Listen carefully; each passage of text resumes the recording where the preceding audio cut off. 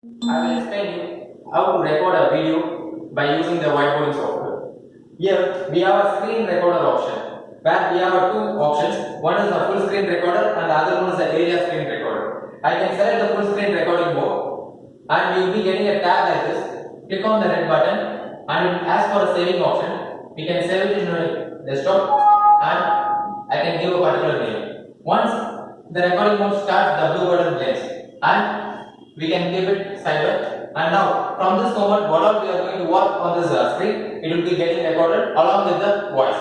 Now teachers can take classes on different subjects or if it is a science or math subject, they can take it and they can save it as a video so that students who are not present in the classroom, they can produce this video to them. Later on they can have a clear idea on it. Like this, they can take a number of pages and this is a desktop mode. We can come back and we can also record it. Now it is getting recorded. Now I am going to stop this video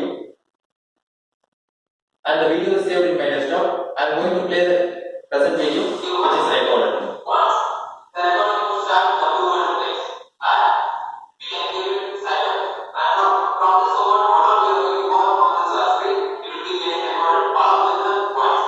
Now, teachers can be it and not present in the classroom, pages can come back.